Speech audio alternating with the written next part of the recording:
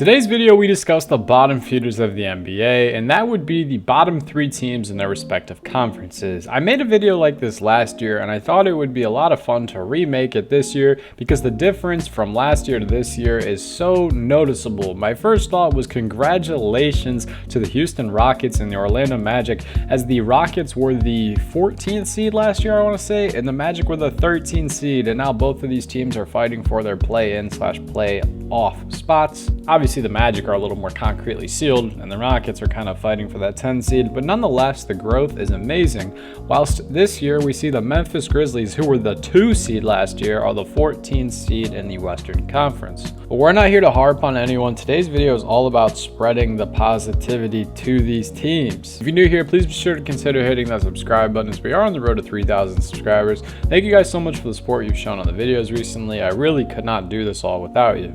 Now, without further ado, let's get straight into this. I will be spending less times on certain teams and more times on others, as certain teams, it's more simple what's positive. Like for the San Antonio Spurs, you have Victor Wembanyama. Do I need to say anything else? Can I just keep this segment a 5-second segment? No, I'm playing. All seriousness, guys. On a minute restriction, Victor Wembanyama leads every single statistic that's important for rookies. On a minutes restriction, Victor Wembanyama looks like he could be the defensive player of the year for the next 10 years if he wanted to.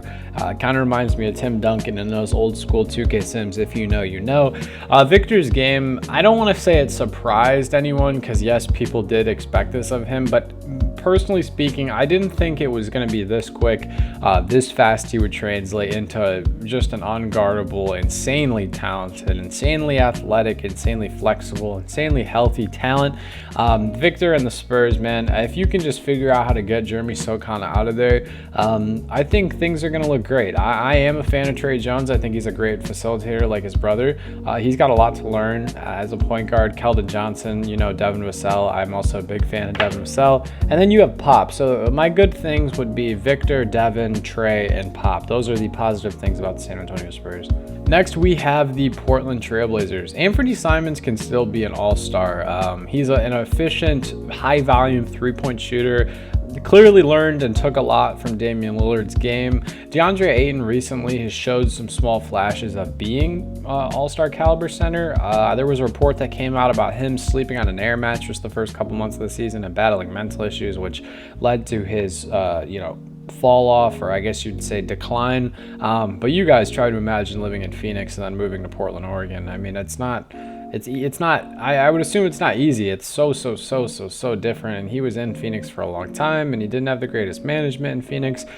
I don't really care. All I need to say is, well, I do care, but you guys get my point. All I need to say is that they need to figure out what the hell they're going to do with Jeremy Grant, and what the talent, or potential, I should say, of Scoot Henderson is actually going to be. I think people thought Scoot was going to win Rookie of the Year if, Chet and Wemby got hurt. But if he wasn't going to win it, Jaime Jaquez Jr. or Brandon Miller, who we'll speak about later in this video, clearly is winning it over Scoot. I don't know. Just for the Blazers, my positive thing is Anthony Simons. Next, we have the Memphis Grizzlies. There's a lot to take away from the Grizzlies this season. You still have Ja Morant.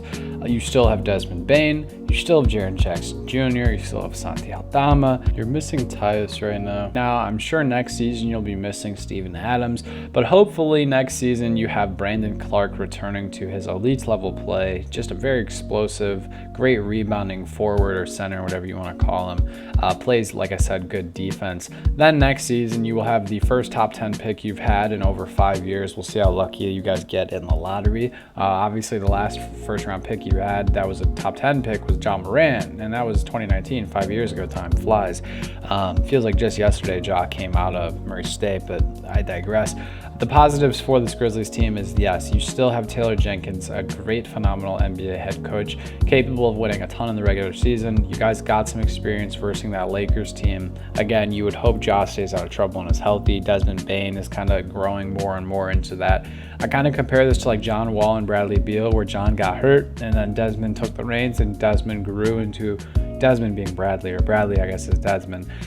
You know what I'm saying? He grows into this very prolific scorer, very talented scorer, someone who can be the number one guy when Ja isn't around. We will just have to see what that team looks like following the return of Ja and Brandon. Then out east, you have the Detroit Pistons. Woo, woo, woo, woo, woo. Nah, all seriousness, guys. Jalen Duren's top 5 in rebounds. I absolutely love the kid. He's so much fun to watch. He plays like such a big body center.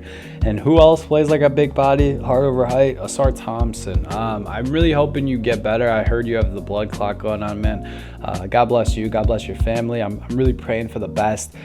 Just a great defender. And I really, believe it or not, think he's going to become a very great offensive talent if we could just give him some time. I don't know why people think if someone's a lottery pick, they have to be this 20-point per game scorer right away.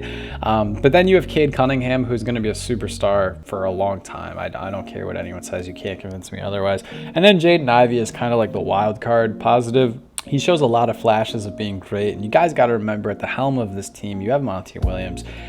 They may be terrible now. They may be terrible next year, the year after. But I promise you, by the time that big-ass contract Monty inked is up, they will be a 40-50 win team. I know it sounds crazy. I know it does. But guys, just trust the process, all right? There's a new process in town. Next, we got the Charlotte Hornets. And Brandon Miller is much better than I would have ever expected. Insanely athletic, insanely bouncy, decently streaky, but kind of shows potential of being a consistent three-point shooter.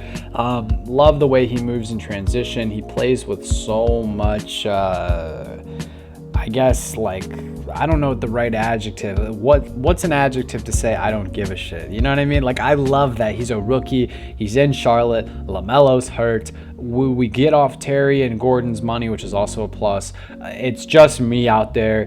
Michael Jordan's leaving the front office soon. Let me shoot every shot and get out all my kinks and all my terribleness, and let me cook.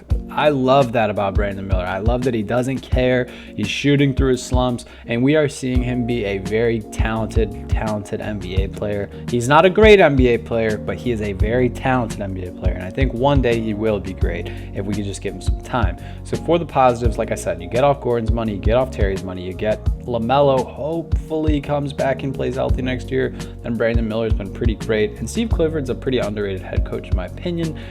I hope they can win at least 30 games next year. Because you guys got to remember, they were fighting for a playoff spot when Miles Bridges and LaMelo were running this ship. Obviously, we don't really talk much about Miles on this channel for good reason. And then finally, a team I just did not really even want to talk about, the Washington Wizards. The positive things, let's see.